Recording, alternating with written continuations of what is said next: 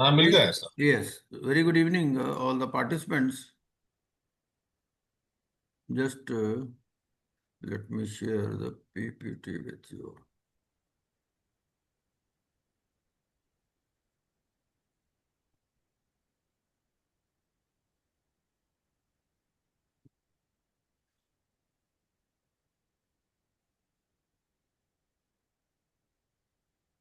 So is it visible now? Visible sir. Okay, okay. So let us first read the provisions of section 524 and 524A. ठीक है? So this is section 524.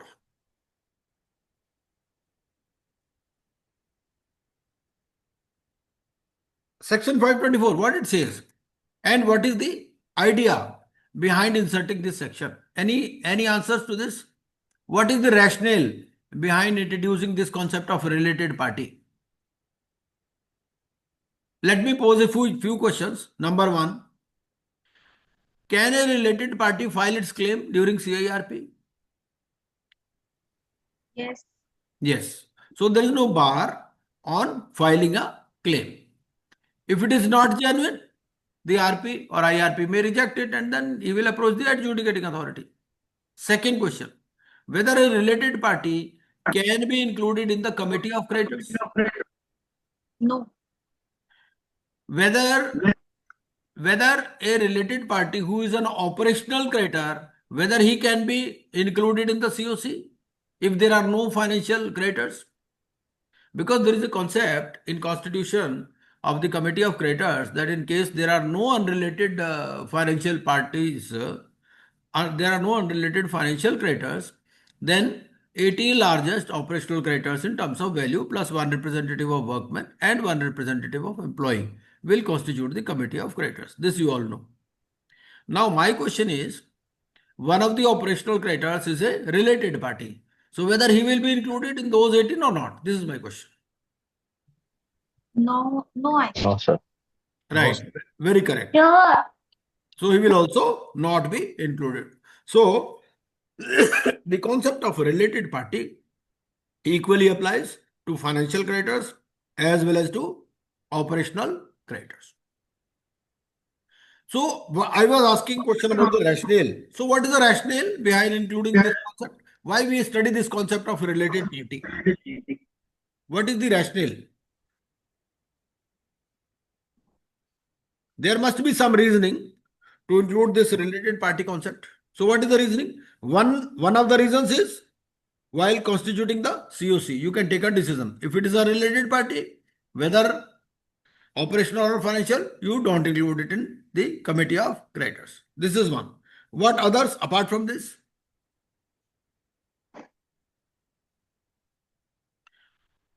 Apart from this, where we see the concept of related party, where we need to see, you can say that way.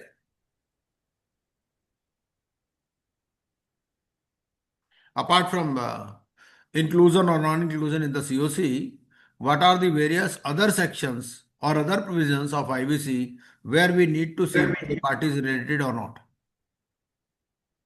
When we ask for EOIs, Okay. then in 29A due diligence, we check whether he or she is a related party to the corporate. In 29A, can you exactly explain where this concept will come?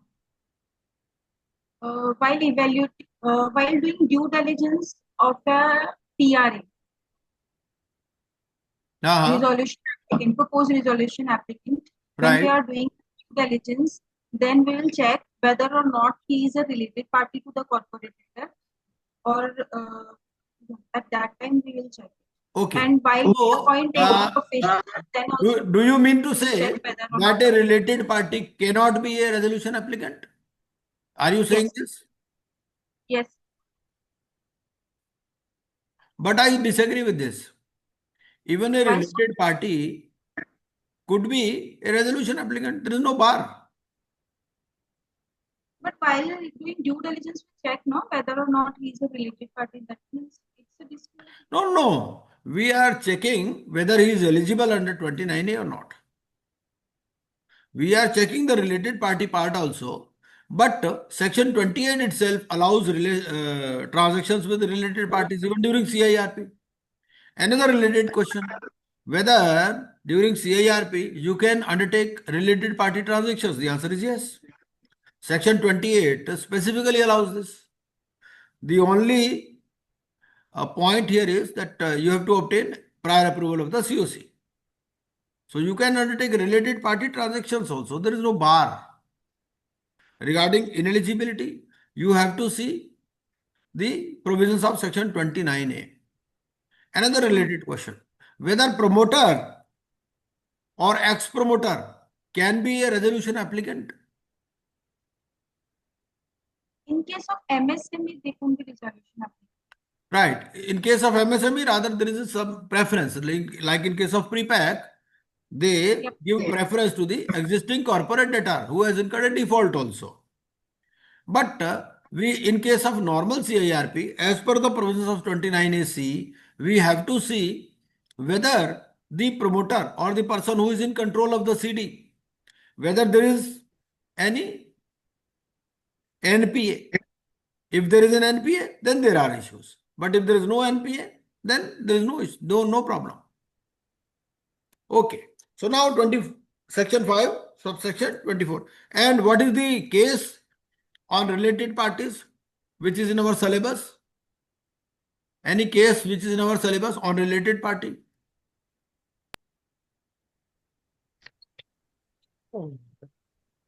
Sir ArcelorMittal वाला Hindalco industries.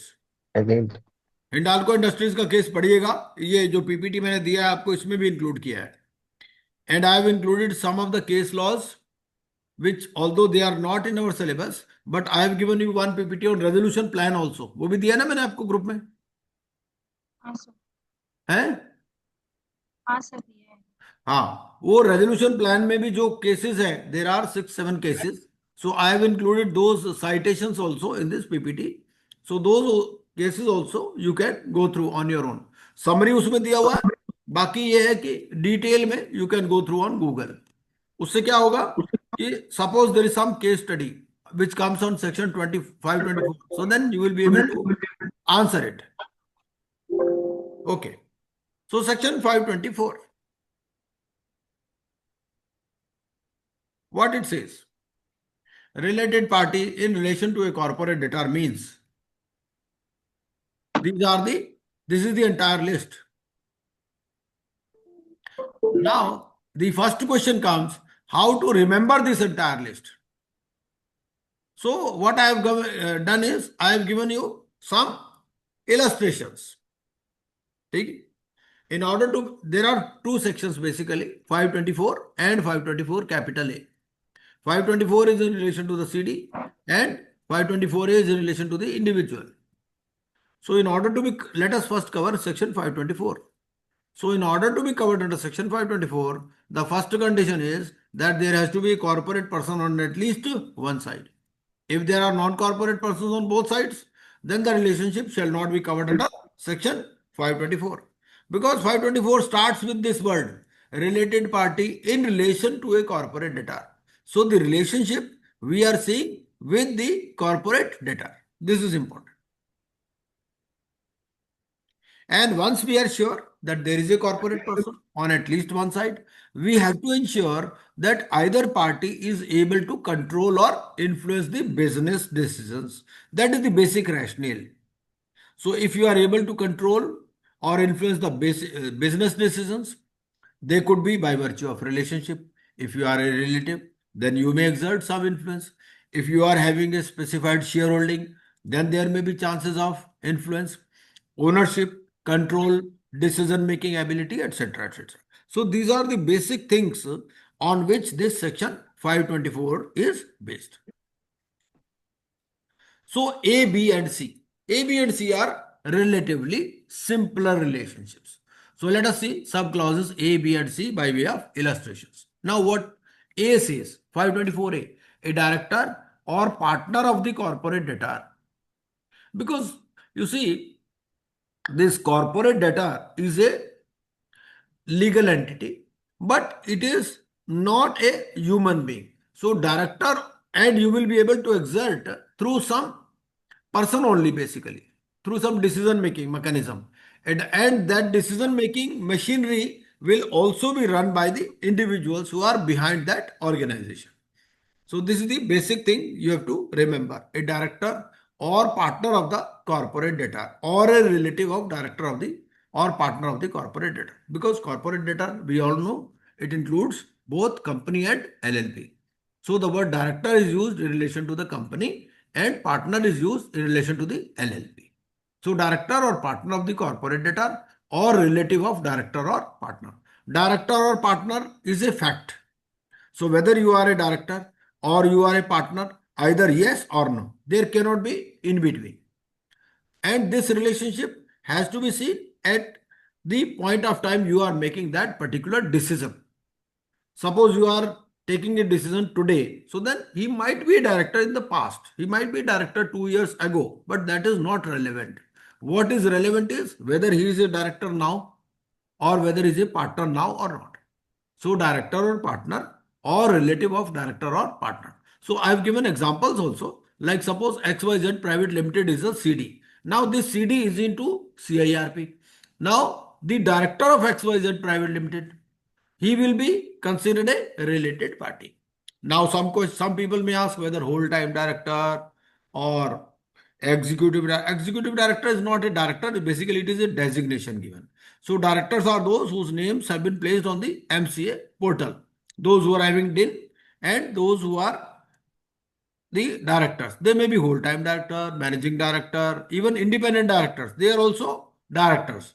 So whether independent director is a director, I suppose the answer should be yes. So director of XYZ, and in case of LLP, it is partner of XYZ LLP. So director and relative. Now relative, how you will judge? Relative of director. So this is the relative of the individual, because there cannot be a relative of the company. Whether there can be a relative of the company, the answer is no. In relation to company, there can be only related party, not a relative. So relative could be of individuals only. Now for seeing this relationship with individual, let us understand it this by way of a chart.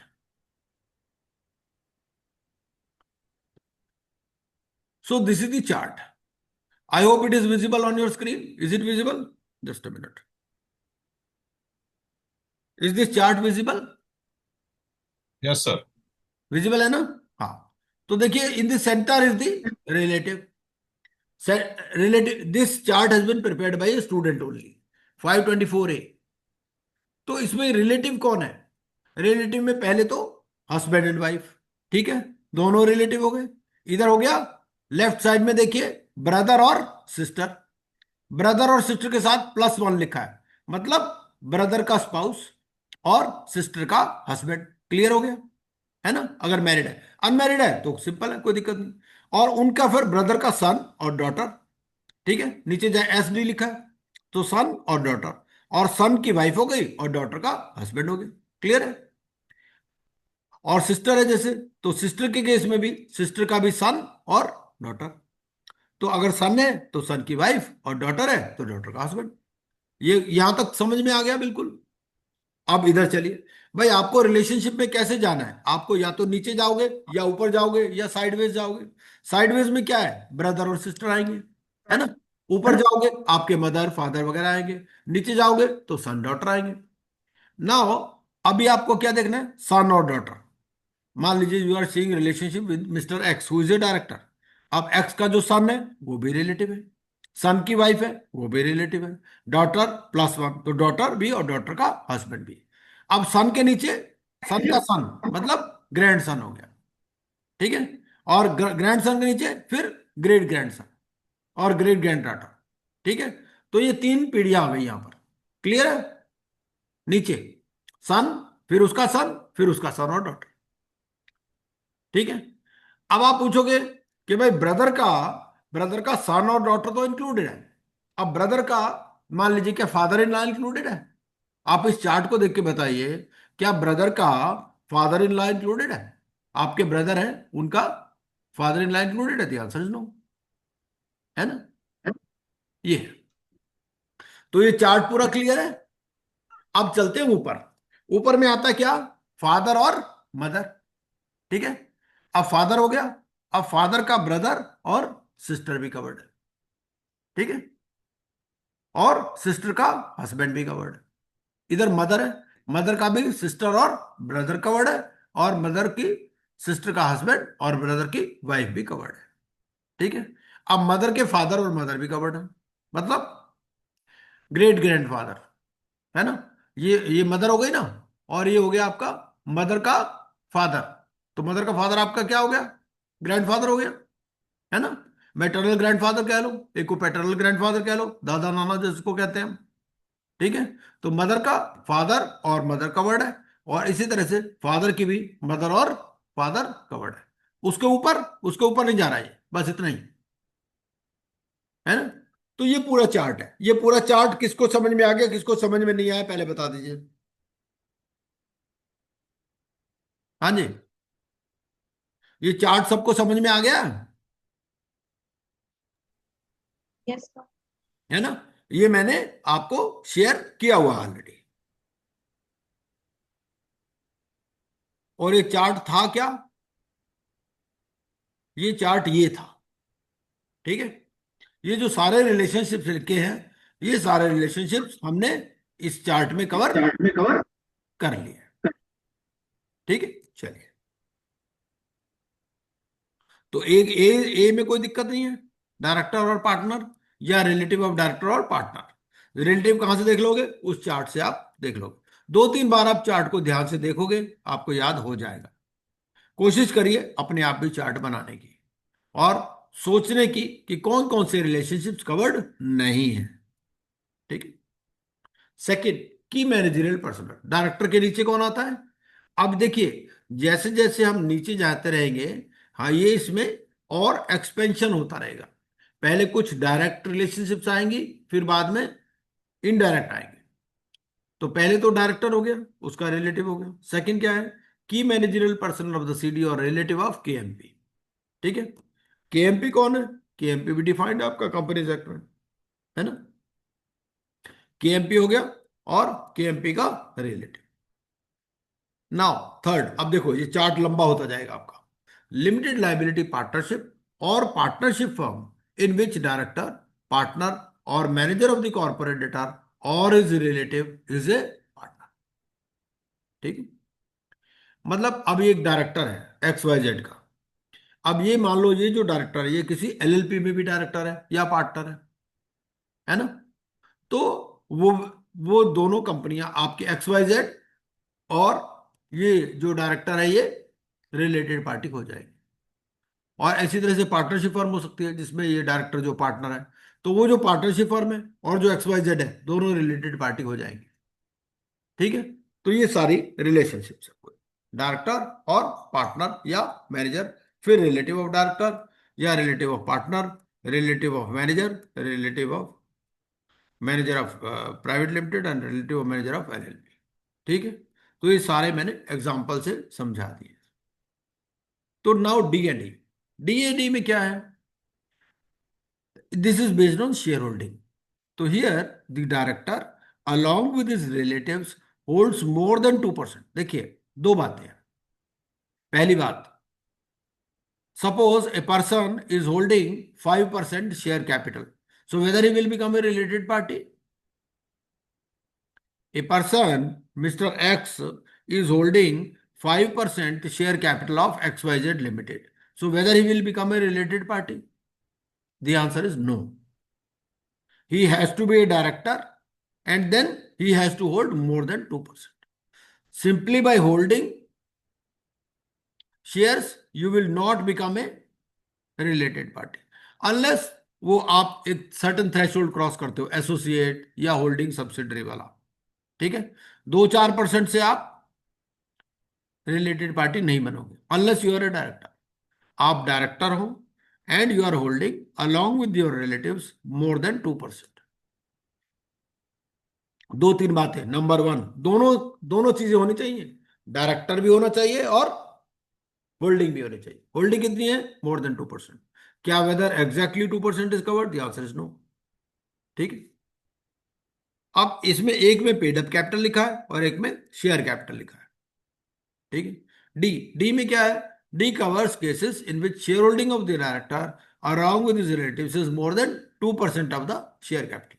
यहां पर private company की बात करें तो private company जिसमें director, partner या manager is a director, ठीक है, and he holds along with his relatives more than 2% of its share capital.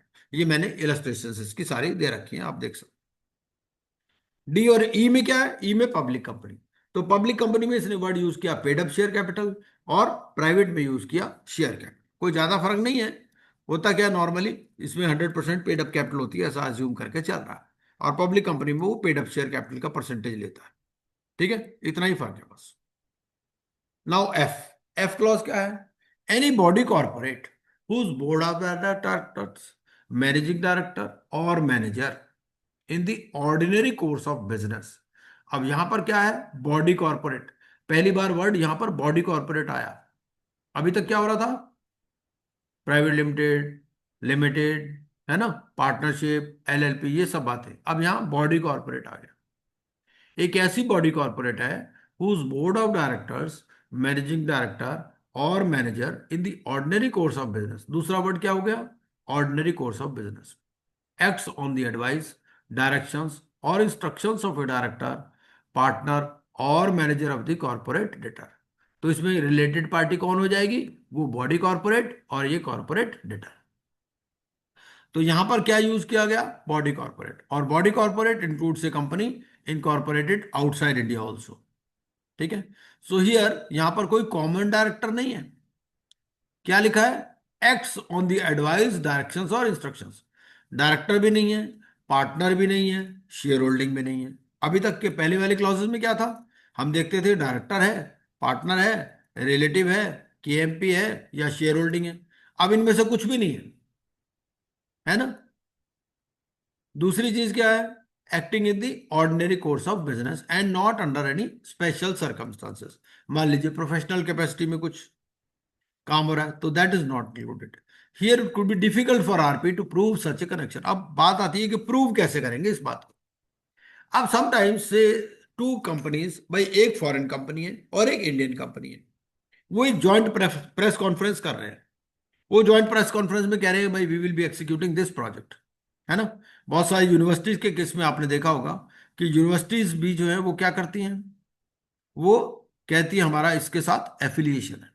That is just for example purpose, है ना। Basically we have to see from corporate angle only. तो intention क्या है? कोई press reports है, कोई report है board of directors की, या कुछ कंक्रीट एविडेंस है जिसके बेसिस पे हमें ये पता चल रहा है कि भाई they are acting on the advice, directions और इंस्ट्रक्शंस। ठीक है। ये नेक्स्ट पॉइंट जी, एनी एलएलपी और पार्टनरशिप फर्म हुज पार्टनर्स और एम्प्लॉइज। अब यहां पर वर्ड क्या यूज किया गया? एम्प्लॉय। अब देखिए ये अपना स्कोप बढ़ाता जा रहा है। अभी तक एम्प्लॉय वर्ड नहीं आया था एफ तक, अब जी में क्या हुआ? एम्प्लॉय वर्ड भी आ गया। Acts on the advice, directions और instructions of a director, partner और manager of the corporate debtor. In subclause G, the word employee has been used for the first time. Another important thing is in the ordinary course of business. So such a relationship also would not be easy to establish. But an inference could be drawn from the premises in which the business is being run, frequency of interaction, signatures on documents, etc. Sometimes, actually, ये कुछ आवाज आ रही है कहीं से, mute कर लीजिए अपने को please. So sometimes more than one companies are being run from the same premises. So then there is more likelihood that they may be related parties. ठीक है। Frequency of interaction, signature on documents etcetera. ठीक। Next क्या है? Any person. अब यहां वो use क्या कर लिया? Word person. अब पर्सन में तो इंडिविजुअल भी आता है because there is a definition of person, है ना। डेफिनेशन ऑफ पर्सन में क्या लिखा है हमारा? It could be an individual, it could be HUF, trust etcetera. So any person on whose advice, directions और इंस्ट्रक्शन, जैसे टाटा ट्रस्ट है मान लीजिए, ठीक है, and there are various companies. So if they are acting on the advice of that Tata trust, तो क्या होगा? वो ट्रस्ट और जो कंपनीज है वो रिलेटेड पार्टी बन जाएंगे। any person on whose advice, directions, or instructions a director, partner, or manager of the corporate debtor is accustomed to act. अब इसमें इंडिविजुअल भी आ जाएंगे, एचयूएफ भी आ जाएगी, ट्रस्ट भी आ जाएगा. And the term accustomed to act ये डिफाइंड नहीं है आईबीसी में, ना ये कंपनीज एक्ट में डिफाइंड है, but it suggests habitual tendency to follow and obey the advice, instructions and directions on a repetitive basis. ठीक, ये एच क्लॉज. आई क्लॉज क्या है? A body corporate which is a holding. ये तो directly लिख दिया कि होल्डिंग है, सब्सिडरी है या एसोसिएट है. इसमें कुछ परसेंटेज होती है. एसोसिएट में 20% है और होल्डिंग सब्सिडरी में 50%. ठीक है. Body corporate which is holding subsidiary और an associate company of the corporate debtor और a subsidiary of a holding company to which the corporate debtor is a subsidiary. मतलब दोनों एक ही कंपनी की सब्सिडरी है, को सब्सिडरीज. ठीक है. So here the body corporate is a holding subsidiary or an associate of the CD, or both the body corporate and the corporate debtor are subsidiaries of a holding company. तो क्या क्या cover हो गया? Holding company CD cover हो गई, subsidiary हो गई, associate हो गई और को सब्सिडरी. और चेक क्या करना है आपको कि whether you can control the composition of board of directors. और कंट्रोलिंग द कंपोजिशन का क्या मतलब है? अपॉइंटमेंट और रिमूवल ऑफ ऑल और मेजॉरिटी ऑफ डायरेक्टर्स. ठीक है. और more than 50% share capital on its own और अलोंग विद इट्स सब्सिडरीज. तो ये आपका होल्डिंग और सब्सिडरी में आ गया. एंड और सेकेंड एसोसिएट में क्या आ जाएगा? Ability to influence decision making, holding at least 20% of share capital. ठीक है. तो उस केस में एसोसिएट बन गए. नेक्स्ट क्लॉज क्या है?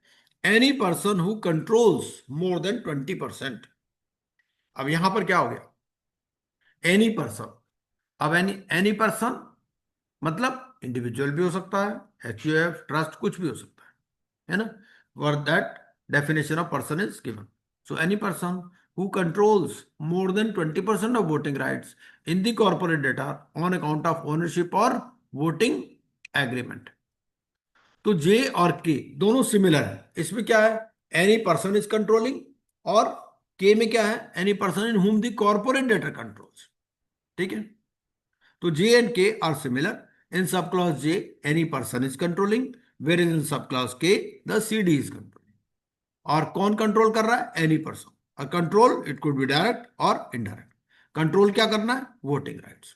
Right of a member of a company to vote in any meeting और बाय पोस्टल बैलेट. कितना कंट्रोल करना है? More than 20%. And how it is to be controlled? On account of ownership और voting agreement. इसको let us understand by way of an example. Suppose there are 4 co-partners in an HUF. So HUF is covered under any person, and there is an agreement among the co-partners that whenever, and they are all holding shares in a company. ठीक है.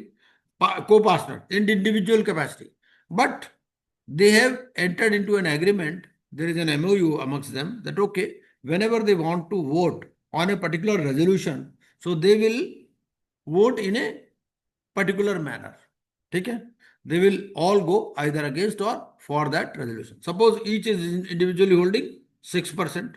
So individually they are not related parties, but because of this voting agreement, so they will become related parties because they are able to control more than 20%.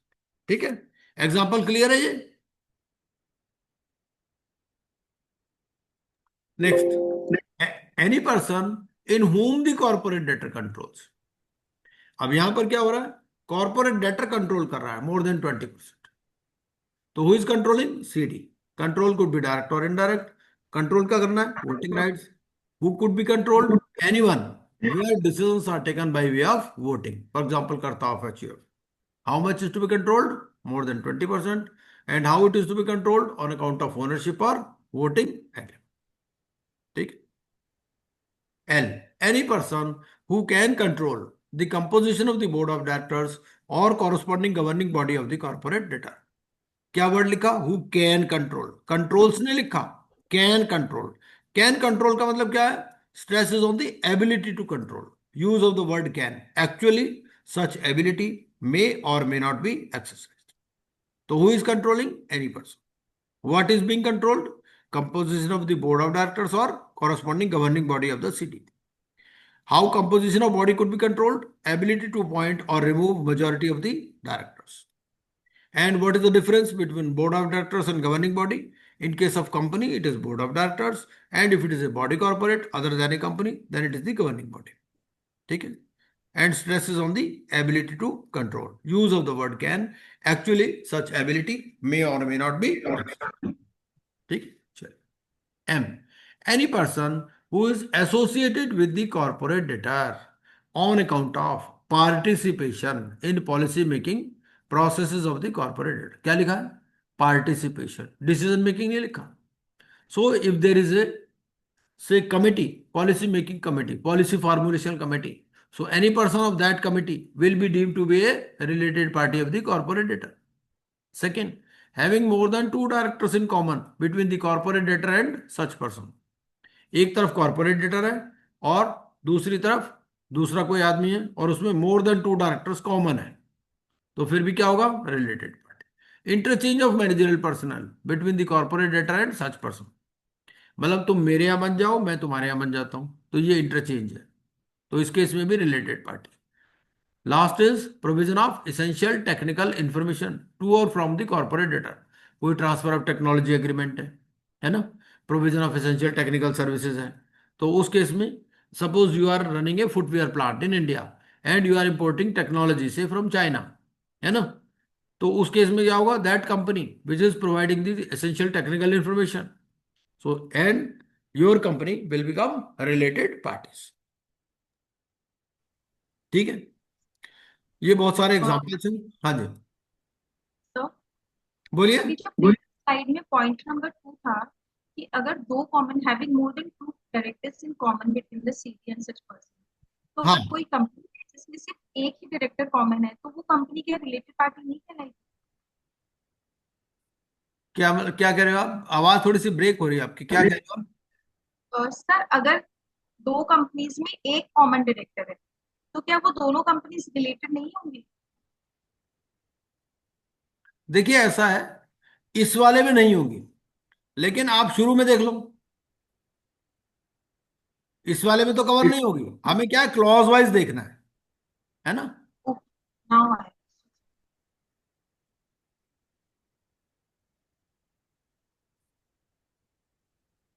हमें तो clause wise देखना है ना, पहली clause में cover हो जाएगा वो. तो फिर उस वाले क्लॉज में वो पॉइंट कवर करने का क्या मतलब है? इससे तो कंफ्यूजन ही क्रिएट होगा ना. नहीं नहीं नहीं, ऐसा नहीं है. देखिए वहां पर कंपनी और एलएलपी की बात कर रहा है, यहाँ कंपनी और एलएलपी की बात कर ही नहीं रहा. यहाँ क्या कहता है वो? यहाँ कहता है between the corporate debtor and such person. बस सपोज यहां पर क्या ट्रस्ट भी आ जाएगा, वहां ट्रस्ट नहीं आएगा ना भाई. Suppose there is a company, ठीक है, उस कंपनी में देयर आर टू डायरेक्टर्स, ठीक है, and both the directors they are trustees in a trust also. तो वो जो ट्रस्ट है और वो जो सीडी है they will become related parties. यहां पर क्या है, एनी पर्सन वर्ड यूज किया गया, वहां क्या है, कॉर्पोरेट पर्सन. दोनों में फर्क है. ठीक है.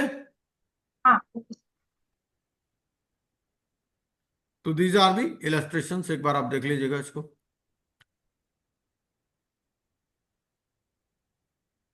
ये टाइप्स ऑफ होल्डिंग कंपनीज.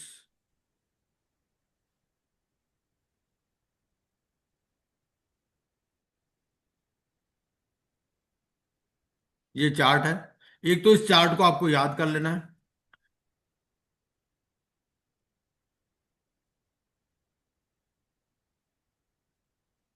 एक एक थोड़ा सा कुछ क्वेश्चंस देख लेते हैं. ए कंपनी हैज 4 डायरेक्टर्स. एक कंपनी है जिसमें 4 डायरेक्टर हैं, ए बी सी और डी.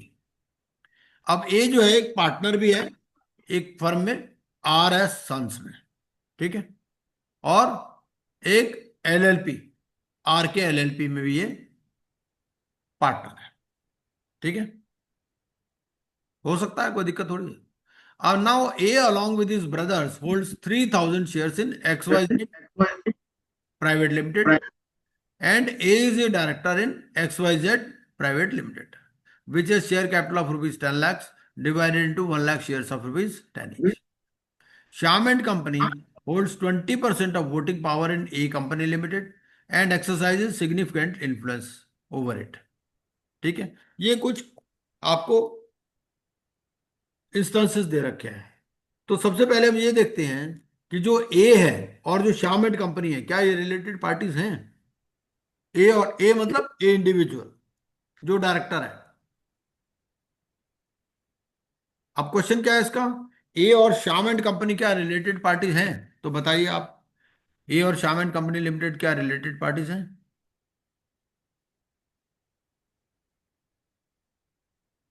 No sir. नहीं है। नहीं। भाई देखो, श्याम एंड कंपनी के पास क्या है, 20% वोटिंग पावर है ए कंपनी लिमिटेड में, ठीक है, जिसका ए डायरेक्टर है, and it exercises significant influence over it. ये सिग्निफिकेंट इन्फ्लुएंस भी एक्सरसाइजेस करती है ए कंपनी के ऊपर। They are related parties, sir. Now if you से रिलेटेड पार्टीज, तो कौन से क्लॉज में कवर होंगे ये और बता दीजिए। That is because Shyam and Co. I mean, he has voting power, 20% voting power in A company, है ना sir? हाँ, तो इसका मतलब क्या हो गया, He Shyam is and the company, director of A company. Shyam and company and A company are associate companies, दोनों एसोसिएट हो गई ना। Yes, sir. भाई 20% पर एसोसिएट हो जाती है और 50% पर आपकी बन जाती है होल्डिंग सब्सिडरी। तो सबसे पहली बात, क्या श्याम एंड कंपनी और A company limited related party है या नहीं है, पहले तो ये बता दीजिए। फर्स्ट क्वेश्चन है whether Shyam and company limited and A company limited are related parties और नॉट। पहले तो इतना तो बता दीजिए, ये तो कुछ मुश्किल नहीं है। They are related related, party, sir. हाँ जी। Related parties, sir. कौन सा क्लॉज में, क्लॉज भी तो बताओ। 524 आपने पूरा पढ़ लिया, तो 524 में कौन से क्लॉज में ये रिलेटेड पार्टी होंगी? अच्छा अच्छा, ठीक है। Let me check, sir.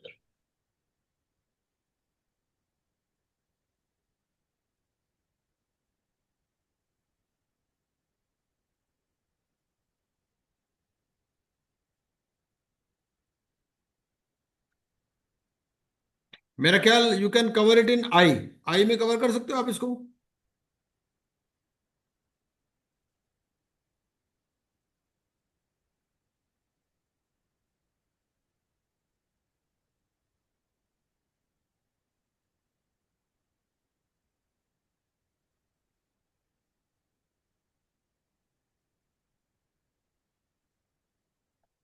आई में कवर होगा तो भी ए क्यों रिलेटेड पार्टी होगा?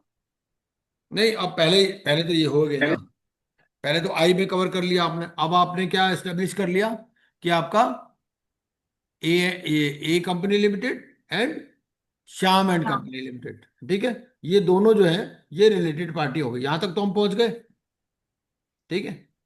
अब अगर ये दोनों रिलेटेड पार्टीज हैं, तो क्या जो ए कंपनी लिमिटेड है उसके सारे डायरेक्टर्स भी इसके रिलेटेड पार्टी नहीं हो जाएंगे?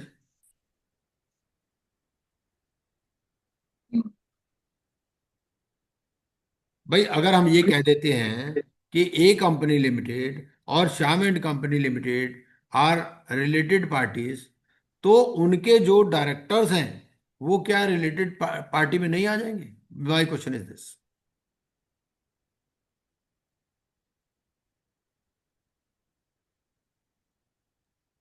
आ जाएगा sir, because he is a partner in a partnership firm, RS Sons and also LLP, RK LLP, ना सर? नहीं, अरे वहां तक जाने की जरूरत नहीं है, हमारा क्वेश्चन तो सिंपल है। भाई देखो, now we all have agreed that A company limited and Shyam and company limited both are related parties, Yes, sir. ठीक है। By because Shyam and company is holding 20% of voting power and is exercising significant influence over it, ठीक है। तो Shyam and company और A company limited तो related party हो गई। जब ये रिलेटेड पार्टी हो गई, तो इनके जो डायरेक्टर्स हैं क्या वो रिलेटेड पार्टी नहीं बन जाएंगे? Question is this.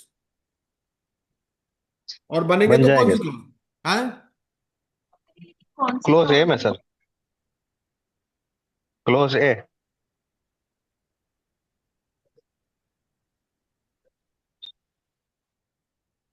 Clause A simply says about the director or partner of the CD or relative of director or partner.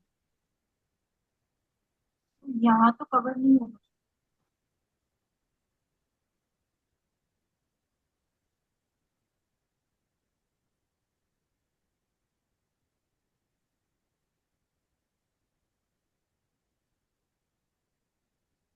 One is a director, the other one is a partner, right? It's a partnership.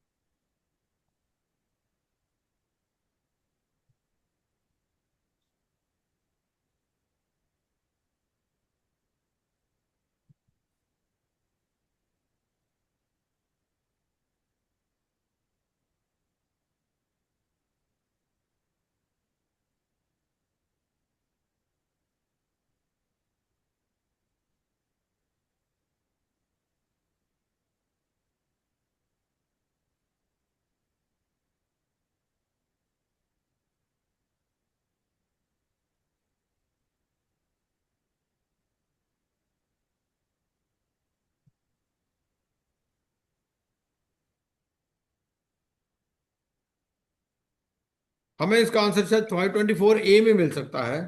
524A related party in relation to an individual कह रही है। ये क्या कह रही है? इसमें F clause, a body corporate whose board of directors, managing director or manager in the ordinary course of business acts on the advice, directions or instructions of the individual.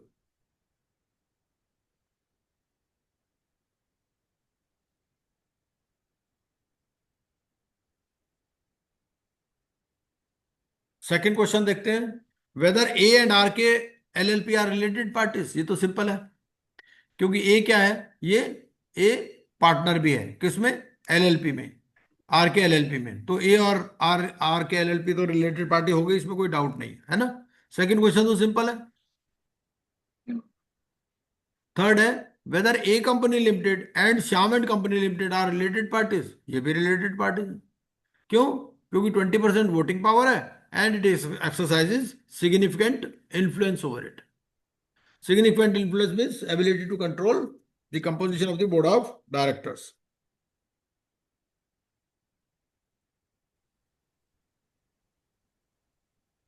Now let us see some of the provisions regarding this 29A. 29 524 capital 524 capital ए का तो हमने charts के through cover कर लिया basically. एक बार देख लेते हैं, 524A भी देख लेते हैं।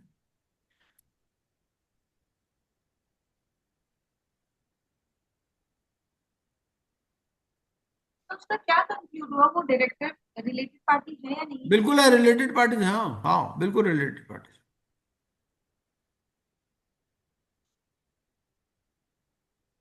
भाई सीधी सी बात है, अगर एक कंपनी है, दो कंपनीज हैं, अगर एसोसिएट कंपनीज हो ही गई ना ये, है ना?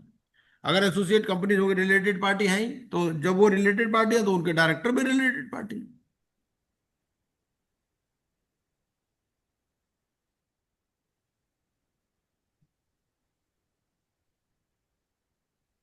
524A 524A क्या बोलता है? Related party in relation to an individual. पहले हमने related party in relation to CD देखा था, अब ये 524A। Why this 524A is important? Because we have to deal with insolvency and bankruptcy of individuals also, है ना। तो उस केस में भी रिलेटेड पार्टी की कॉन्सेप्ट आएगी पार्ट 3 में। तो उसके डेफिनेशन इन्होंने पार्ट 2 में ही दे दिया, and part 3 they have given a reference to 524A। वो बोलता है कि for the definition of related party you see section 524 capital A. So related party in relation to an individual means a person who is a relative of the individual or relative of the spouse of the individual. तो आपका relative है या spouse का individual है। Partner of LLP और LLP और partnership firm in which the individual is a partner. तो अगर एक पार्टनरशिप फर्म है, ठीक है, जिसमें वो जो इंडिविजुअल है वो पार्टनर है, तो फिर क्या होगा? वो जो एलएलपी है या जो पार्टनरशिप फर्म है और वो पर्सन पार्टनर, वो क्या होगा? दोनों रिलेटेड पार्टी हो जाएंगे।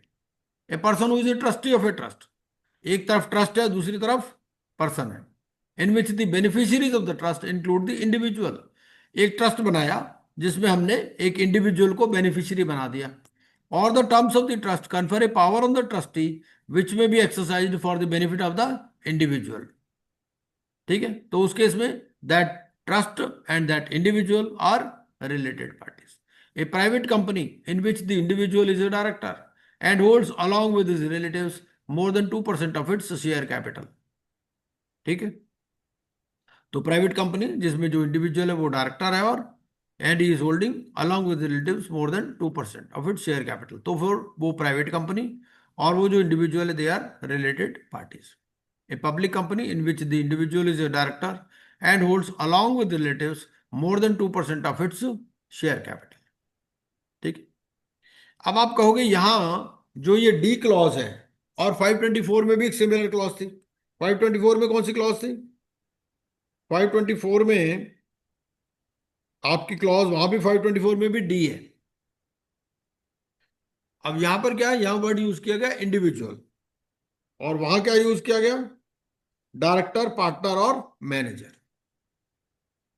524 डी अगर हम देखें तो 524 डी क्या कहता है कि related party in relation to a corporate debtor means a private company. तो अब वो जो प्राइवेट कंपनी है जिसमें डायरेक्टर, पार्टनर या मैनेजर डायरेक्टर है and is holding more than 2%, they are related parties. तो उस केस में दोनों तरफ कंपनीज हैं. यहां पर क्या है? इंडिविजुअल है. ठीक है, तो प्राइवेट कंपनी है जिसमें इंडिविजुअल डायरेक्टर है and is holding along with relatives more than 2% of its share capital. तो वो जो इंडिविजुअल और वो जो प्राइवेट कंपनी है, क्योंकि कंपनी में तो शेयर होल्डर कंपनी भी हो सकती है और कंपनी में शेयर होल्डर इंडिविजुअल भी हो सकता है ना. तो वहां कंपनी की बात कर रहा है और यहां इंडिविजुअल की. ए public company in which the individual is a director and holds along with relatives more than 2% of it's paid up share capital. Body corporate whose board of directors, managing director or manager in the ordinary course of business acts on the advice, directions or instructions of the individual. ठीक है, limited liability partnership और partner ये basically उसका ही extension है 524 का. In 524 sometimes there are corporate persons on both sides. यहां पर क्या है, एक तरफ कॉर्पोरेट पर्सन है, दूसरी तरफ इंडिविजुअल है. बेसिकली रेफरेंस हम विद रेफरेंस टू इंडिविजुअल देख रहे हैं रिलेशनशिप, और वहां with reference to corporate debtor देखते हैं. इतना ही फर्क है. ठीक है,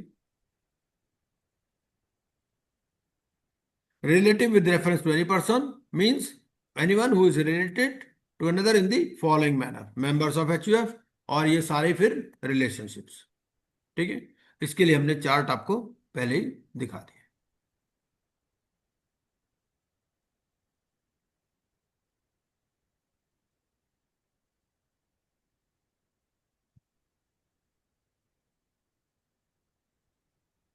ये थोड़ा सा एक बार आप पढ़ेंगे ना इसको, तो फिर एक अगली बार में हम केस स्टडीज की कर लेंगे तो आपको क्लैरिटी पूरी हो जाएगी.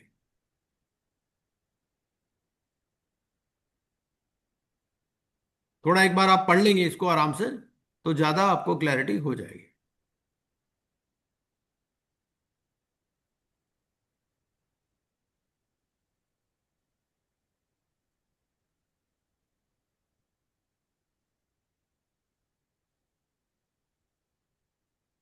Now 29A. 29A talks of persons not eligible. यहां पर भी वर्ड क्या यूज किया गया? पर्सन्स. तो whether a partnership firm can be a resolution applicant, the answer is yes. Whether a trust can become a resolution applicant, yes, if allowed as per the terms of the trust deed.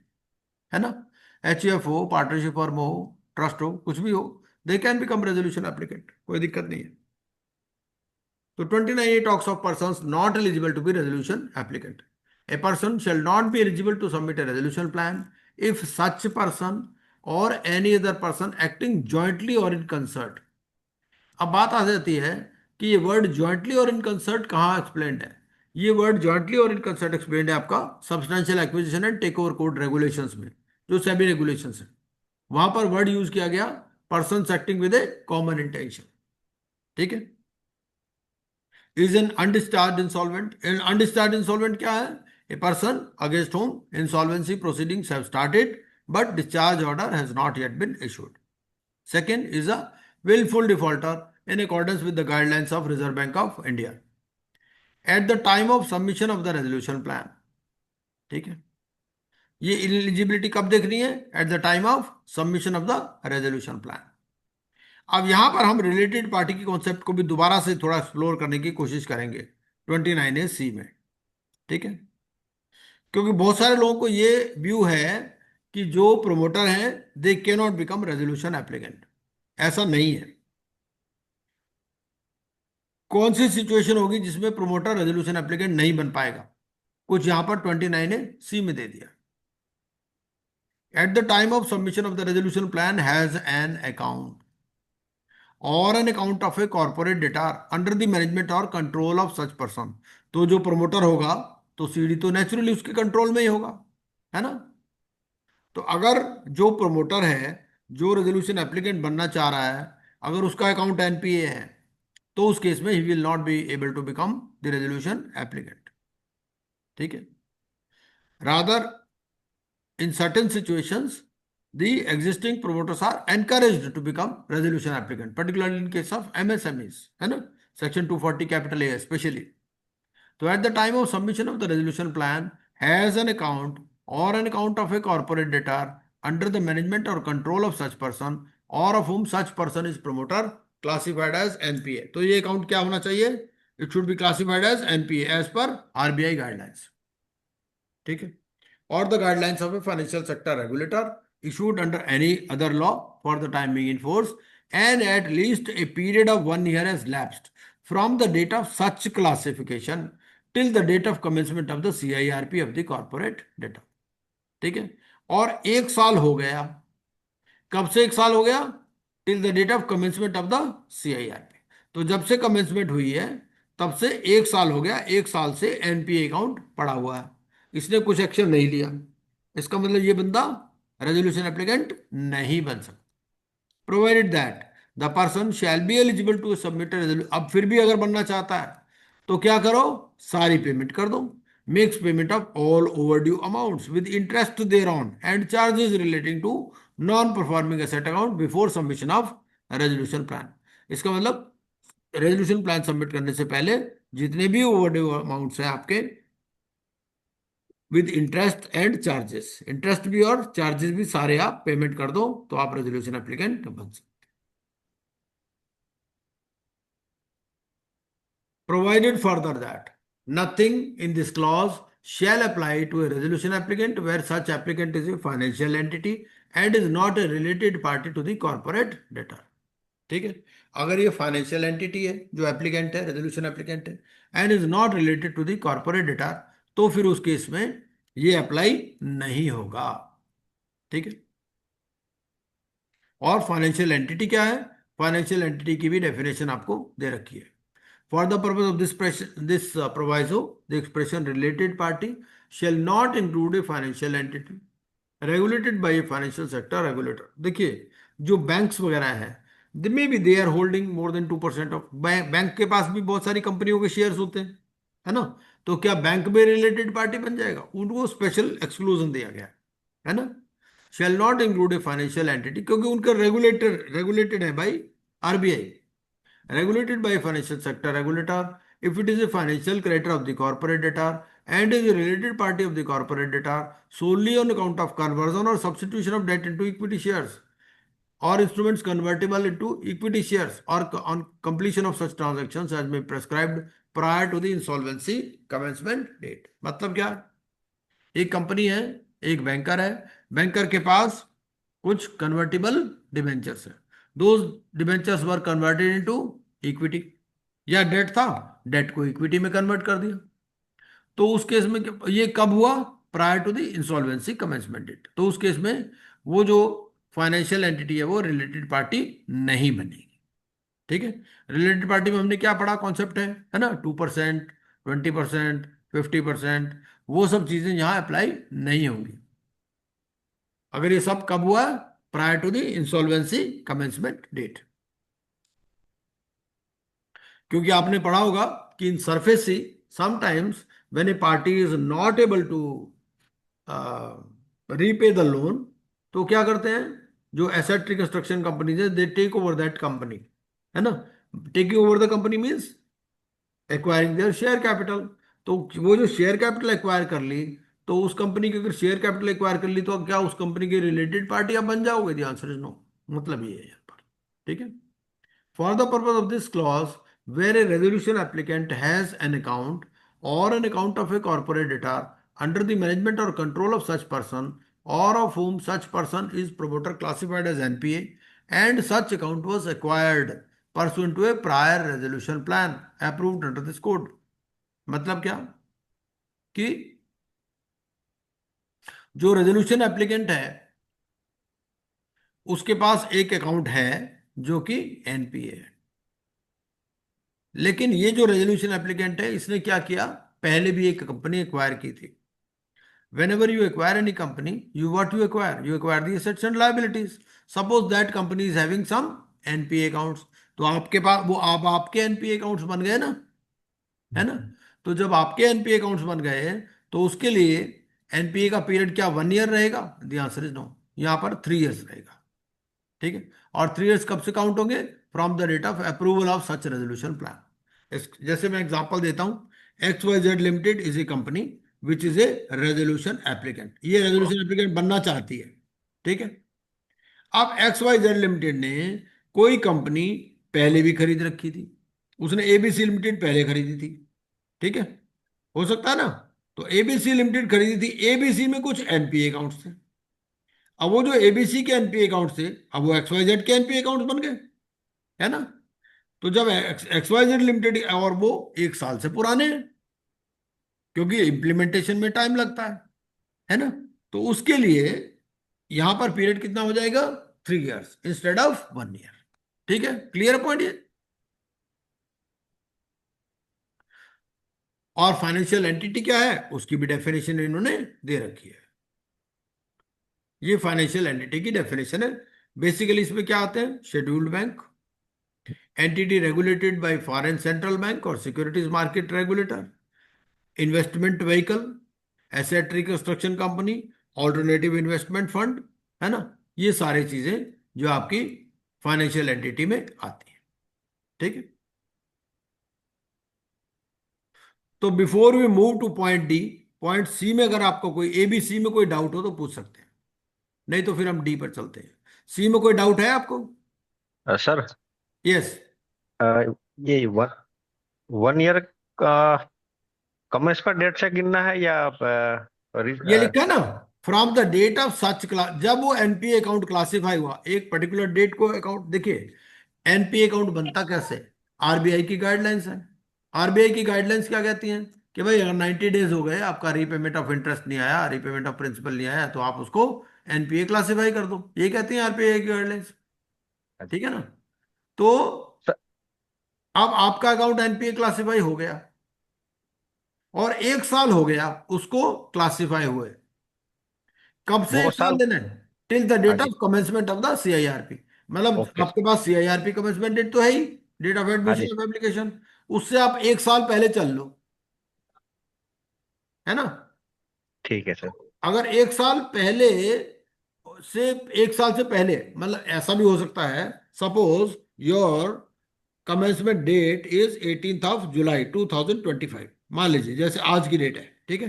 तो 18 July 2025 को, मतलब suppose एक petition admit हुई, तो अब वो जो NPA account होगा, एनपीए अकाउंट हो सकता है वो 2023 में ही एनपीए अकाउंट बन गया हो, तो आ जाएगा इसमें। लेकिन अगर सपोज वो 18 मई को ही क्लासिफाई हुआ है 2025 को, तो फिर नहीं आएगा, क्योंकि 1 साल नहीं हुआ अब उसको अभी क्लासिफाई हुए। उसके पीछे रीजन क्या है?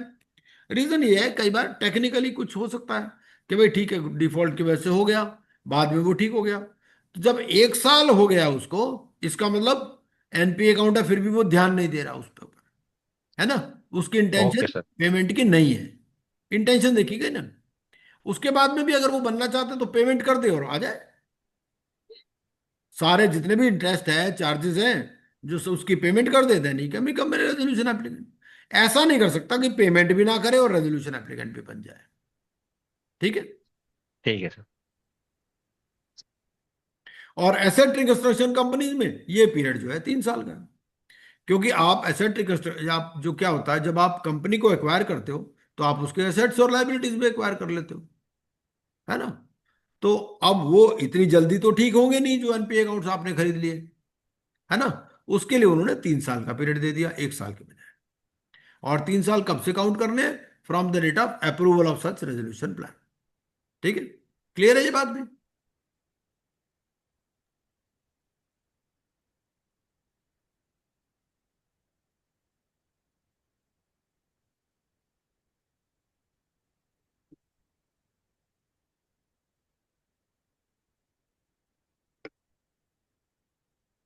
D point, has been convicted for any offence punishable with imprisonment. Conviction हो गया, ठीक है। अगर कन्विक्शन हो गया तो उस केस में, और कन्विक्शन तो एक फैक्ट है ना, कि भाई आपको कन्विक्शन हो गया, कितने साल के लिए? 2 साल या ज्यादा के लिए, जो आइटम्स 12th शेड्यूल में दे रखे हैं। 12th शेड्यूल क्या है? ये 12th शेड्यूल है। 12th शेड्यूल में foreign trade development regulation act आ रहा है, RBI, central excise, prevention of food adulteration, ये सारे आपके जो हैं ये 12th शेड्यूल के। अगर 12th शेड्यूल इनमें से किसी एक्ट में भी अगर आपका कन्विक्शन हुआ है तो वो 2 साल या ज्यादा, और बाकी उसके अलावा फॉर 7 years और more under any law for the time being in force, इनके अलावा अगर कोई है तो उसमें 7 साल। ठीक है, ये पॉइंट तो क्लियर है। कन्विक्शन हो जाना चाहिए। और वर्ड क्या है? Punishable with imprisonment, provided that this clause shall not apply to a person after the expiry of a period of 2 years from the date of his release from imprisonment। मतलब suppose conviction भी हो गया, वो jail में भी चला गया, उसको जेल से छूटे हुए भी 2 साल हो गए, तो उस केस में वो रेजोल्यूशन एप्लीकेंट बन सकता है। भाई सारी जिंदगी के लिए तो उसको नहीं करोगे ना आप। Provided further that this clause shall not apply in relation to a connected person referred to in clause 3 of explanation 1। अब ये जो क्लॉज डी है और जो क्लॉज ई है, उसमें कहता है कि क्लॉज 3 ऑफ एक्सप्लेनेशन 1 पर ये अप्लाई नहीं होगा। मतलब क्या है कि डिस्टेंट रिलेशनशिप। अब क्वेश्चन यहां क्या आता है कि मान लीजिए आपकी कोई होल्डिंग या सब्सिडरी कंपनी है, उस सब्सिडरी या होल्डिंग कंपनी का डायरेक्टर जेल में चला गया, तो क्या ये वाली कंपनी रेजोल्यूशन एप्लीकेंट बन सकती है या नहीं? क्वेश्चन ये है। तो वो ये कहता है कि ये जो कन्विक्शन है ये पर्सनल नेचर की है, ठीक है ना। तो जो रिलेटेड पार्टी है उसका जो कनेक्टेड पर्सन है उस पर ये क्लॉज अप्लाई नहीं होगी, ये मतलब। बाकी हम एक्सप्लेनेशन मारना भी देख लेंगे, पता चल जाएगा। ठीक है, मतलब ये कि कन्विक्शन में डायरेक्ट रिलेशनशिप होना चाहिए कंपनी के साथ, कनेक्टेड पर्सन का पर ये क्लॉज अप्लाई नहीं होगी। ठीक है, disqualified to act as director, if a person is disqualified to act as director तो भी ये क्लॉज अप्लाई होगी। मतलब he can not become a, if a person is disqualified to act as director, वो 149 है। 149 में बहुत सारे दे रखे हैं, है ना, डिसक्वालिफिकेशंस। तो उस केस में क्या होगा कि ये रेजोल्यूशन एप्लीकेंट नहीं बन सकता। और यहां पर भी जो कनेक्टेड पर्सन है refer to in clause 3 of explanation 1, ये अप्लाई नहीं होगी। अब एक बार देख लेते हैं, एक्सप्लेनेशन 1 दो बार आ गया, डी में भी और ई में भी। क्या कहता है? ये है explanation 1, for the purpose of this clause the expression connected person. तो कनेक्टेड पर्सन पहले कहां यूज हुआ था हमारा? शुरू में कनेक्टेड पर्सन हमारा यूज हुआ था यहां, a person shall not be eligible to a submit person. ठीक है, जहां पर ही इज एक्टिंग जॉइंटली और कंसर्ट विद सच पर्सन। तो वो ये कह रहा है कि कनेक्टेड पर्सन भी हमारे को देख लेना है। एक तो जो प्रमोटर है वो कनेक्टेड पर्सन है, ठीक है, और एक जो प्रमोटर बनेगा who shall be the promoter. क्योंकि whenever you give any resolution plan you give the implementation schedule also. Implementation में आप बताते हो जी ये हमारे प्रमोटर और डायरेक्टर बनेंगे। तो अगर वो प्रमोटर या डायरेक्टर पहले से ही गड़बड़ है तो उस केस में क्या होगा? मान लो वो जेल जा चुका है और यहां इस कंपनी का रेजोल्यूशन एप्लीकेंट बनना चाह रहा है तो नहीं बनेगा। अगर उसको 2 साल से ज्यादा की जेल हो गई 12th शेड्यूल में, या 7 years और मोर, और 2 साल से कम हुए उसको जेल से छूटे हुए, ठीक है। लेकिन ये क्लॉज किस में अप्लाई नहीं होगी? थर्ड में, थर्ड क्या है? Holding company, subsidiary company, associate company और related party of a person refer to in clauses 1 और 2। तो अगर 1 और 2 का कोई रिलेटेड पार्टी है, क्योंकि एसोसिएट कंपनी तो जेल में जाएगी नहीं, जाएगा तो इंडिविजुअली, है ना? तो वो ये कह रहा है कि होल्डिंग कंपनी और a related party of a person refer to clause 1 और 2। मतलब अगर आपकी कंपनी का कोई प्रमोटर है, उसकी कोई रिलेटेड पार्टी है, वो रिलेटेड पार्टी जेल में चली गई, तो फिर ये कंपनी रेजोल्यूशन प्लान सबमिट कर सकती है। दिस इज द मीनिंग, ठीक है? या आपने, you have named mister Mohanlal as would be promoter. आपने कहा भाई मोहनलाल, जो हम रेजोल्यूशन प्लान दे रहे हैं, अगर हमारा रेजोल्यूशन प्लान पास हो जाता है तो मोहनलाल हमारी कंपनी का प्रमोटर होगा, ठीक है? अब मोहनलाल की कोई रिलेटेड पार्टी है, वो रिलेटेड पार्टी जेल में गई थी, है ना? तो इससे ये जो कंपनी है, ये प्लान, इसके प्लान देने में कोई रुकावट नहीं है। अगर मोहनलाल जेल गया होता तो फिर नहीं दे सकती थी ये कंपनी प्लान, लेकिन मोहनलाल तो जेल में गया नहीं, मोहनलाल की रिलेटेड पार्टी गई, ठीक है? पॉइंट क्लियर है यहां पर? तो वो ये कह रहा है कि रिलेटेड पार्टी में मतलब बहुत ज्यादा दूर तक जाने की जरूरत नहीं है in case of personal conviction, ठीक है? ये तो पर्सनल डिसेबिलिटीज हो गई ना, कि भाई if you are disqualified to become a director, या if you have been convicted, तो उस केस में आपका प्रमोटर तक क्लॉज जाएगी, प्रमोटर या वुड बी प्रमोटर तक। लेकिन उसकी रिलेटेड पार्टी, उसकी एसोसिएट होल्डिंग और सब्सिडरी पर दिस विल नॉट एक्सटेंड, ठीक है? क्लियर है ये बात? हाँ जी भाई, बीच बीच में बोल दिया करो, मुझे पता चल जाए, सो तो नहीं रहे। Yes. हाँ जी, चलिए next. Is prohibited by SEBI from trading in securities और एक्सेसिंग द सिक्योरिटीज। मतलब प्रोहिबिटेड है, प्रोहिबिटेड का मतलब प्रोहिबिटरी ऑर्डर आ गया। अगर मान लो आपको सिर्फ सेबी से शो कॉज नोटिस आया, तो फिर ये क्लॉज एप्लीकेबल नहीं होगी। वो आदमी, मान लो एक्स वाई जेड कंपनी है जिसको शो कॉज नोटिस आया सेबी से, तो क्या वो कंपनी प्लान सबमिट कर सकती है? Answer is yes. लेकिन अगर उसके ऊपर प्रोहिबिटेड ऑर्डर आ गया, प्रोहिबिट सेबी ने एक ऑर्डर इशू कर दिया कि भाई you are hereby prohibited from trading in securities और accessing the securities market for a certain period, ठीक है? तो फिर उस केस में ये क्लॉज अप्लाई हो जाए। हैज बीन ए प्रमोटर और इन द मैनेजमेंट और control of a corporate data. ये जो रेजोल्यूशन एप्लीकेंट, ये कौन था? प्रमोटर था या मैनेजमेंट या कंट्रोल में था किसी सीडी के, जिसमें पीयूएफई ट्रांजैक्शन हुई, ठीक है? And in respect of which an order has been made by the adjudicating authority, ठीक है? तो एक पीयूएफई ट्रांजैक्शन हुई और उसका ऑर्डर भी हो गया, तो फिर ये जो प्रमोटर है या जो मैनेजमेंट या कंट्रोल में है कंपनी के, ठीक है, वो कंपनी भी रेजोल्यूशन एप्लीकेंट नहीं बन सकती। लेकिन अगर मान लो पीयूएफई ट्रांजैक्शन की सिर्फ एप्लीकेशन फाइल हुई, ऑर्डर नहीं हुआ, तो बन सकती है। ये 12th शेड्यूल दे रखा, ये हमने पढ़ ही लिया। Next point, has executed a guarantee provided that, ये भी पढ़ लेते, provided that this clause shall not apply if A preferential transaction, undervalued transaction. ये जो पीयूएफई ट्रांजैक्शन है, ये कब हुई थी?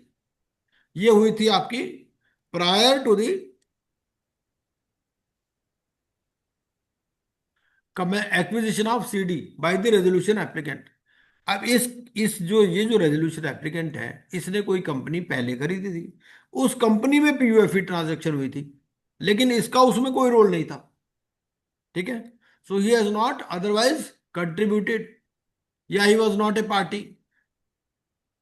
तो उस केस में क्या होगा? फिर ये क्लॉज अप्लाई नहीं होगी।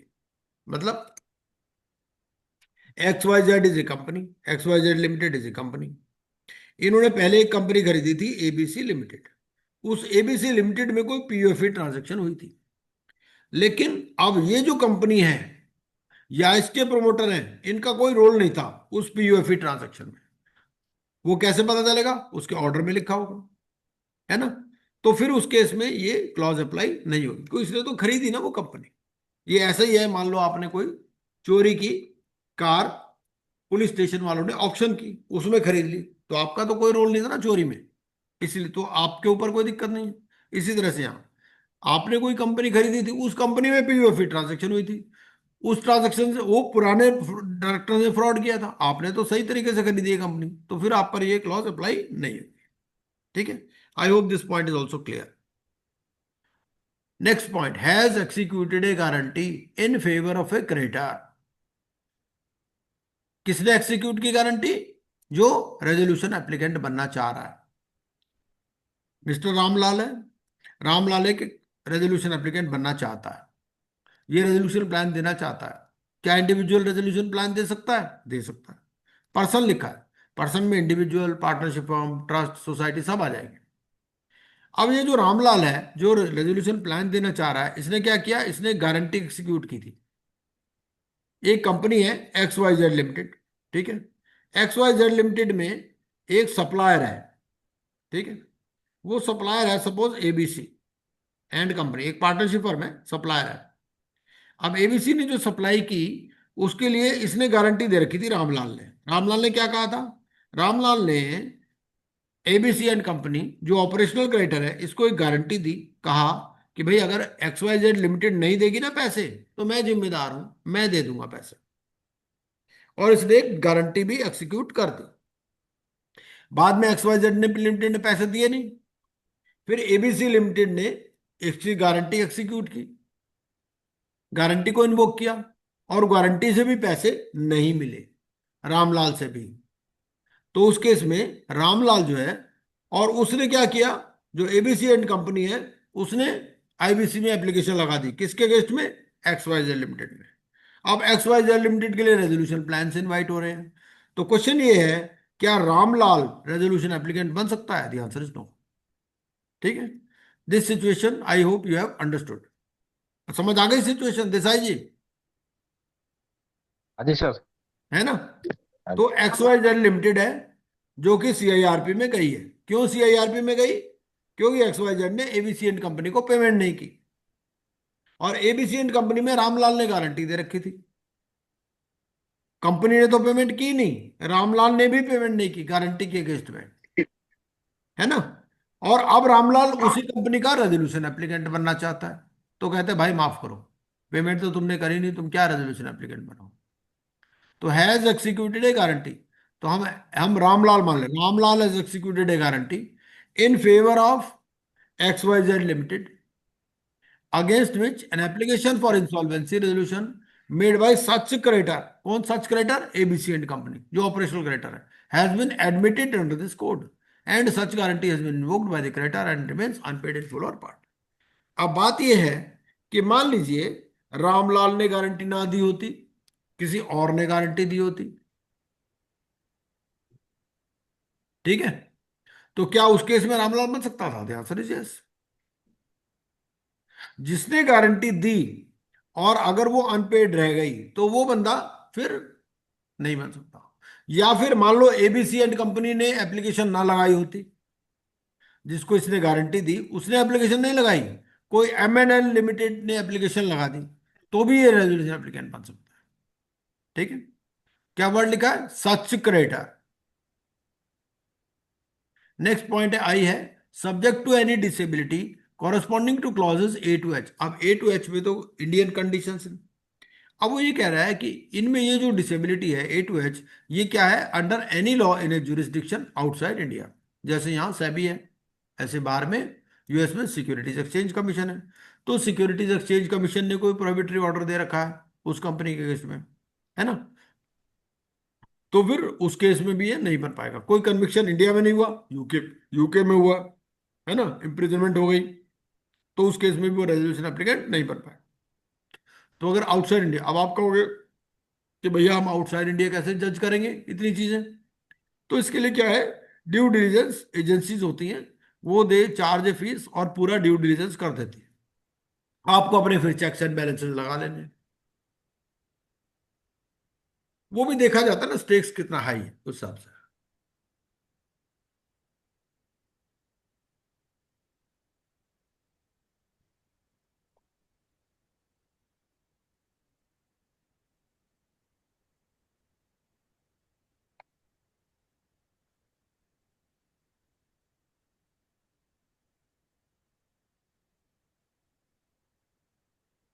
ठीक है जी, has a connected person not eligible under clauses A to I. ठीक है, ये कंपनी नहीं, उसका कोई कनेक्टेड पर्सन है वो भी अगर इनएलिजिबल है ए टू आई में जो दिया। और कनेक्टेड पर्सन का मतलब क्या है, या तो वो एग्जिस्टिंग प्रमोटर है या मैनेजमेंट या कंट्रोल में ऑफ द रेजोल्यूशन एप्लीकेंट, या ही शैल बी दी प्रमोटर और इन मैनेजमेंट और कंट्रोल। ठीक है, during the implementation of the resolution. और holding company, subsidiary company, associate company और related party of a person refer to in clauses 1 और 2। ठीक है, और ये वाली जो थर्ड क्लॉज है ये अप्लाई किस केस में नहीं होगी, वो डी और ई के केस में। डी और ई क्या थे हमारे, डी और ई थे, एक तो था कन्विक्शन और दूसरा था disqualification to act as director. तो उस केस में क्लॉज 3 ऑफ एक्सप्लेनेशन 1 अप्लाई नहीं होगी। Provided that nothing in clause 3 of explanation 1 shall apply to a resolution applicant where such applicant is a financial entity। कई बार bankers भी या asset reconstruction companies भी, normally क्या होता है, बैंकर्स भी अपना लोन किसको साइन कर देते हैं, एसेट रिकंस्ट्रक्शन कंपनीज को। आप बहुत सारे केस लॉ पढ़ोगे, एडलवाइस एसेट रिकंस्ट्रक्शन कंपनी और भी बहुत सारी कंपनीज है ना, तो उसके वो क्यों पिक्चर में आ जाती हैं, वो पिक्चर में इसलिए आ जाती हैं, बैंकर का डेट उनको असाइन कर देते हैं और पीछे हट जाते हैं, है ना। तो अगर कोई रिलेटेड पार्टी है, फाइनेंशियल एंटिटी है and is not related party of the corporate data, ठीक है, तो उस केस में अप्लाई नहीं होगा। Provided further that the expression related party shall not include a financial entity regulated by financial sector regulator if it is a financial character of the corporate debtor and is a related party of the corporate debtor solely on account of conversion or substitution of debt into equity shares or instruments convertible into equity shares।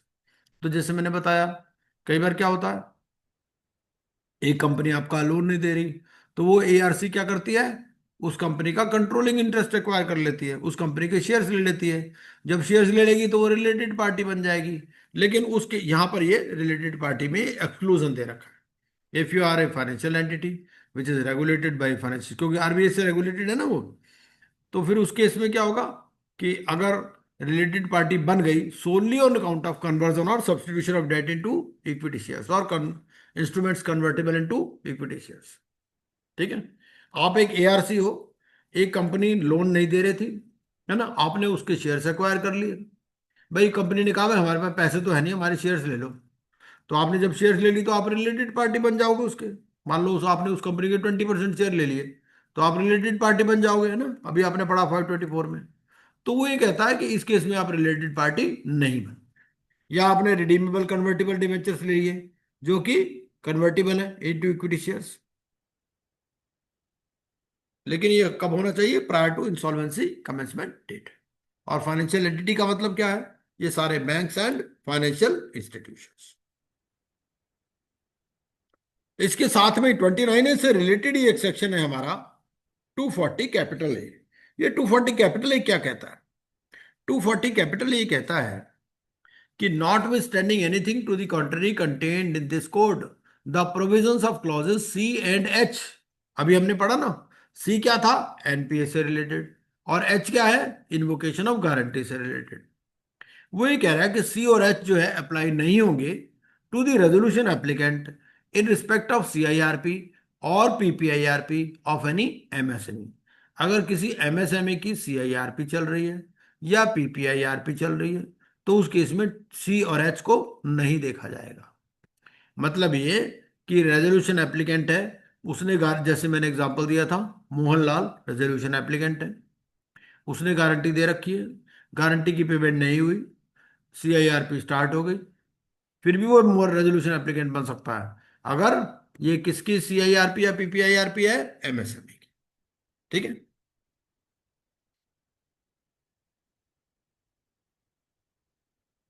subject to subsection 1, the central government may in the public interest by notification direct that any of the provisions of this code shall not apply to MSME or apply to MSME with such modifications। ठीक है, तो ये सारी चीज, ये 240 capital A है। इसको भी जब हम 29A पढ़ते हैं उसके साथ में ही पढ़ना जरूरी है। अब बहुत सारे हमारे पास केस लॉज है ना। मैंने आपको एक रेजोल्यूशन प्लान की पीपीटी दे रखी है और ये सारे उसके अंदर केस लॉज, ठीक है। तो ये केस लॉज भी आप एक बार देख लीजिएगा। मैं रेजोल्यूशन प्लान वाले पीपीटी एक बार दोबारा शेयर कर देता हूं, ठीक है। और इसके अलावा क्या है, ये जो हमारा 29A है, ये अपना रिलेटेड पार्टी पर Hindalco industries versus Hirakud industrial works का एक बहुत इंपॉर्टेंट केस है। ये हमारे सिलेबस में भी है, जो हमारे 72 केस लॉज है ना, उसमें भी सिलेबस में है। इसमें फैक्ट्स क्या थे? फैक्ट्स ये थे कि हिंडाल्को इंडस्ट्रीज लिमिटेड का एक्चुअली ये कंपनी गई थी CIRP में, और रिस्पोंडेंट कौन थे? हीराकुड इंडस्ट्रियल वर्क्स और मिस्टर आनंदराव कोरडा, RP, नंदाकिनी कॉन्ट्रैक्टर्स, ये वो था अपना RP, ये था रेजोल्यूशन एप्लीकेंट, और रीगस इम्पैक्ट्स प्राइवेट लिमिटेड, ठीक है। इसका केस था क्या एक्चुअली? ये है कि नंदाकिनी कॉन्ट्रैक्टर्स प्राइवेट लिमिटेड, इसने लोन दिया था किसको? हीराकुड इंडस्ट्रियल वर्क्स लिमिटेड को, HIWL को, और पेमेंट नहीं हुआ तो नंदाकिनी ने सेक्शन 7 की एप्लीकेशन फाइल कर दी। NCLT कटक ब्रांच ने सेक्शन 7 की एप्लीकेशन एडमिट कर दी, CIRP स्टार्ट हो गई, और रेजोल्यूशन प्लान सबमिट किया किसने? रीबस इम्पैक्ट्स ने, और इसका प्लान अप्रूव हो गया बाय NCLT ऑन 22 दिसंबर, ठीक है। अब ये जो हिंडाल्को इंडस्ट्रीज लिमिटेड थी और जो HIW वर्कर्स यूनियन थी, इन्होंने NCLT का जो अप्रूवल था ऑफ रेजोल्यूशन प्लान, उसके अगेंस्ट में अपील फाइल करी। इन्होंने कहा भाई ये लोन भी गलत है ना, और COC भी गलत कॉन्स्टिट्यूट हुई है, और कुछ इन्होंने रिलेटेड पार्टीज को भी इंक्लूड कर लिया है। अब सबसे पहला क्वेश्चन तो ये उठा कि ये जो लोन था नंदाकिनी कॉन्ट्रैक्टर्स प्राइवेट लिमिटेड का, क्या ये फाइनेंशियल डेट है या नहीं है? सेकंड क्या है कि whether admission of sections application and initiation of CIRP were in accordance with the legal requirements and provisions of the IBC constitution of COC। क्या आपने जब रिलेटेड पार्टीज को COC में इंक्लूड कर लिया तो क्या होगा, है ना। फिर actions of the resolution professional, क्या इसने प्रॉपर एक्शन किया रेजोल्यूशन प्लान ने, या इसमें भी प्रेजुडिस था या पार्टिशनशिप थी। और एलिजिबिलिटी, ये जो रीगस इम्पैक्ट था, ये जो था, या क्या डिस्क्वालिफाइड था from submitting a resolution plan. These were some of the issues involve. Case क्या है?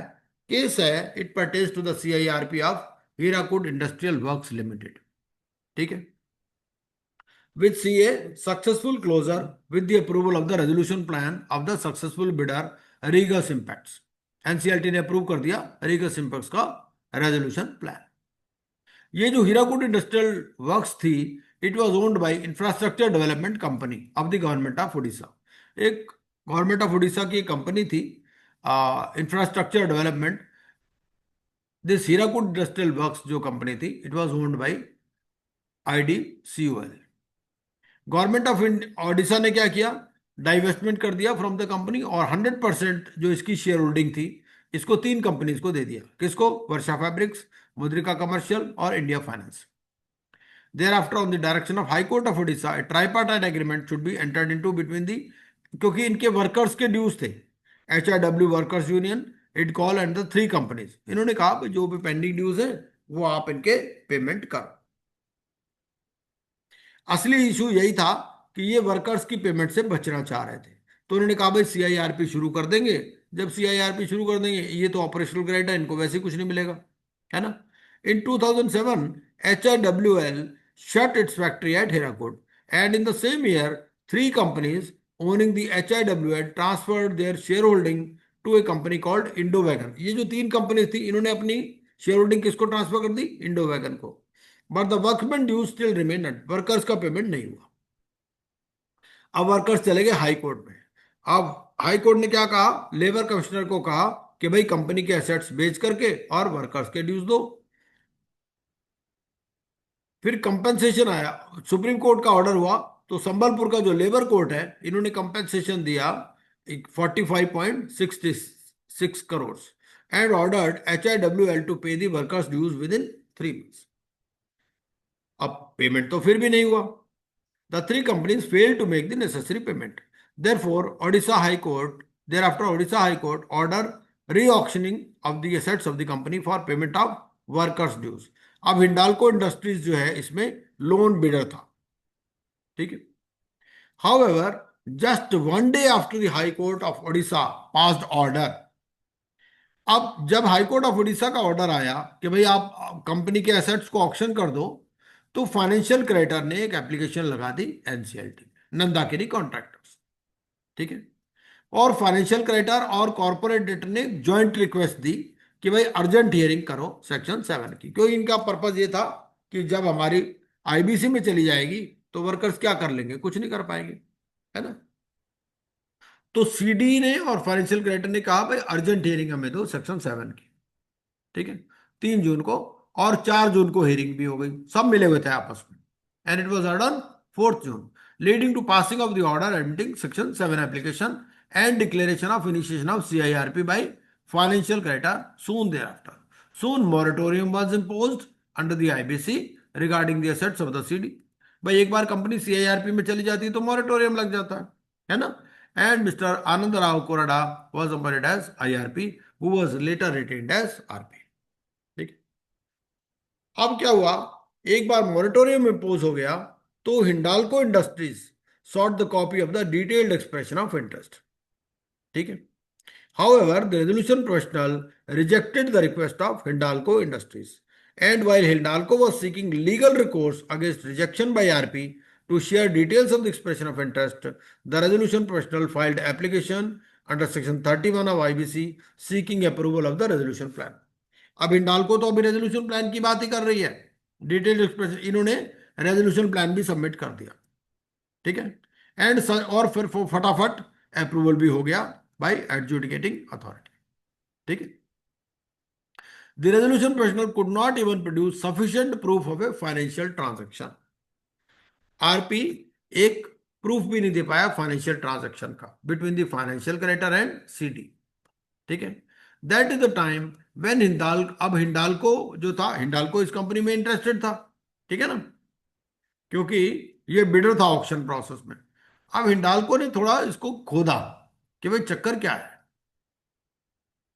That is the time when Hindalco gathered information about the members in the COC and found that many of them were related party of the CD, Hirakud Industrial Works, and therefore were ineligible to part of the COC. क्योंकि जो related party होता है वो तो COC में आ नहीं सकता. And while Hindalco and the workers union sought intervention from the NCLT, it heard the application for approval of the resolution plan submitted by Regus Impacts and approved it, और उन्होंने approve भी कर दिया. Resolution plan approve हो गया NCLT से. तो अब हिंडाल्को चले गई एनसीएलटी में अपील में and sought its intervention in the matter.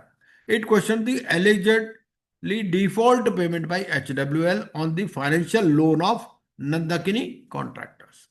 It also question the legal sanctity of the process through which the CIRP was initiated. It also claimed that the financial creditors, including the one who initiated the CIRP and the successful resolution applicant, ये सारे इन्होंने prove कर दिया कि ये corporate debtor से linked है, and therefore tried to establish that the whole CIRP process was stage managed and fraudulently done. NCLAT concurred with all the allegations of Hindalco. NCLAT ने मान लिया कि जो हिंडाल्को बोल रही है बिल्कुल सही बोल रही है, ये सारे जो है सब इंटरलिंक्ड है. तो एनसीएलटी ने क्या कहा कि it is convinced section 7 was filed by Nandakini contractors fraudulently, ठीक है, in collusion with the CD to seek an admission order for CIRP, and such an admission order was given by the adjudicating authority without proper and adequate scrutiny of the contents of section 7 application and without application of material therein. It also accepted the fact that the companies belonging to the same group of companies were acting in concert, वो जो 29A में दिया गया, to initiate and perpetuate the fraudulent CIRP. It was convinced that senior counsels for Hindalco and HIW Workers Union have on the basis of documents that are in public domain, क्योंकि ये share holding होती है public domain में होती है, MCA से document निकाल लिया उन्होंने, है ना, जो भी स्टेक होल्डर कंपनीज थी उनके रजिस्टर्ड एड्रेस दिए, ईमेल आईडी दिया, और उन्होंने पूरा इंट्रिकेट वेब को एक्सप्लेन किया of interconnection between Adishwar Nivesh Private Limited, the holding company of the CD, the members of the COC and the successful resolution applicant. इन्होंने कहा सब इंटरलिंक्ड है, ठीक है. These interconnections and cross investments have not been disputed by either the CD or the successful resolution applicant. It is quite clear that these companies are being guided by a controlling mind and were acting in concert to defeat the objective and intent of the IBC. ठीक है. इन्होंने तो इस तरह से इन्होंने prove कर दिया पूरा कि ये के और एम के अंदर आ जाते हैं. ठीक है. तो इसको केस को आप देख लीजिएगा. तो इन्होंने क्या किया, इसको सेट असाइड कर दिया. तो NCLT set aside the admission order of NCLT, which would lead to all the other actions including CIRP as non-est and null and void. Therefore, the CIRP against the corporator will stand abated and the corporator will be freed from the rigors of CIRP, including the effect of moratorium. Approval of resolution plan was also quashed. और फिर 50 लाख की penalty लगाई on Hirakud industrial works and financial creditor Nandakini CD पर भी और जो आपका applicant था उस पर भी. ठीक है. और जो ये पेमेंट दिया था 40 करोड़ जो सक्सेसफुल रेजोल्यूशन एप्लीकेंट ने, इनमें ये कहा कि ये डिपॉजिट करो. और ट्राइब्यूनल ने IBBI को बोला भाई ये जो रेजोल्यूशन प्रोफेशनल है इसके अगेंस्ट में भी आप इंक्वायरी करो.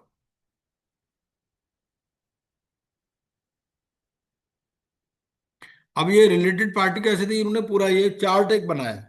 अगर आप NCLT का ऑर्डर देखोगे, NCLT की साइट पे मिल जाएगा आपको. उसमें नंबर 24 पेज पर एक पूरा चार्ट बना रखा है ना. तो उस चार्ट में इन्होंने क्रॉस होल्डिंग प्रूव कर दी कि भाई ये सारे जो है ये क्लॉज के और एम में से कवर्ड है. ठीक है. तो आज की कथा हम यही समाप्त करते हैं, बाकी कल करेंगे.